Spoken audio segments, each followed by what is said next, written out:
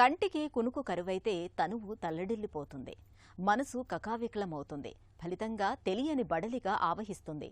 నీరసం, నిస్సత్తువ పట్టి పీడిస్తాయి. మొత్తంగా నిద్రలేమితో మానసికంగా, శారీరకంగా అంతులేని వ్యధ కలుగుతుంది.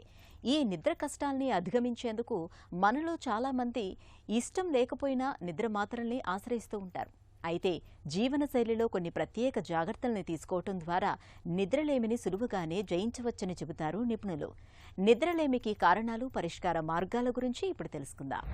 నిద్ర సరిగ్గా లేదు అనేదానికి ఇండికేటర్స్ ఏమిటంటే, ఇప్పుడు నైట్ నిద్ర లేదని వచ్చినప్పుడు ఇంకా వాళ్ళకు నిద్ర సరిపోవడం లేదు ఆ బాడీకి, ఆ శరీరానికి అనేటప్పుడు కొన్ని ఇండికేటర్స్ ఉన్నాయి. అది ఏమంటే ముఖ్యంగా వాళ్ళు డే టైము ఆఫీస్లో ఫర్ ఎగ్జాంపుల్ ఏదైనా వర్క్ చేసి అంటే సాఫ్ట్వేర్ ఇంజనీరు లేదా వర్క్ చేస్తుంటారు అనుకోండి, వాళ్ళకు డే టైము ఆఫీస్కి పోవడము, ఇట్లా కునుకు రావడము, వర్క్ చేస్తూ మధ్య మధ్యలో నాప్స్ ఒక 10 మినిట్స్ నిద్రపోవడము లేదా 5 మినిట్స్ నిద్రపోవడం అట్లా వస్తుంటే అదొక ఇండికేటర్. ఆ విధంగా వస్తుంటే వాళ్ళకు నైటు సరైన నిద్ర లేదు అనేదానికి ఇండికేటర్. ఇంకోటి ఏమిటంటే నైటు కొందరు గురక పెట్టే అలవాటు ఉంటుంది. సో ఈ గురక నార్మల్గా 80% ఆఫ్ వాళ్ళకు ఎటువంటి ఇబ్బంది ఉండదు, కానీ బట్ ఒక 10-20% ఆఫ్ వాళ్ళకు ఆ గురక వల్ల ఏమిటంటే మధ్య మధ్యలో స్లీప్ డిస్టర్బెన్సెస్ అయ్యేసి తర్వాత బ్రెయిన్కి సరైన ఆక్సిజన్ అందక డే అంతా కునుకు తీస్తుంటారు. అది ఒక రకమైన ఇది.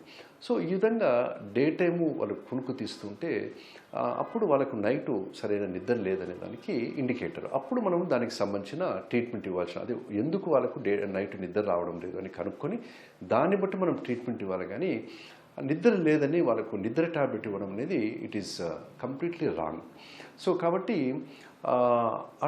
వారికి అటువంటి పేషెంట్, అది ఆమెకు ఎగ్జాంపుల్ చెప్పాను చూడండి ఇంతకుముందు, ఆమెకు ఏం చెప్పానంటే, మీకు డే టైం యాక్టివ్గా ఉన్నారు కాబట్టి నైట్ మీరు ఎంత నిద్ర వస్తుందో మీరు చెప్పలేక, నిద్ర లేదంటున్నారు, ఏదో ఒక టైం మీరు నిద్రపోతున్నారు కాబట్టి ఆ నిద్ర మీ శరీరానికి సరిపోతుంది. ఇంకా అంతకంటే ఎక్కువ నిద్ర మీకు అవసరం లేదు. నిద్ర రానప్పుడు మీరు 9కు 10కు పనుకోకుండా 11 లేదా 11:30కి అట్లా మీరు ఏదో ఒక బుక్స్ చదువుకోవడము, లేకపోతే టీవీలో మంచి ప్రోగ్రామ్స్ చూసుకొని ఏదైనా భక్తి గీత అటువంటి ఏదైనా మీకు ఇంట్రెస్టింగ్ ప్రోగ్రామ్స్, సాంగ్స్ కానీ అటువంటి చూసుకొని 11కు పనుకోండి. పొద్దున్నే 4కు 5కు లేసేసి మళ్ళీ మీ పని మీరు చేసుకోండి. అంతేగాని నిద్ర లేదని మనం నిద్ర టాబ్లెట్స్ వాడడం అనేది తప్పని నేను చెప్పడం జరిగింది.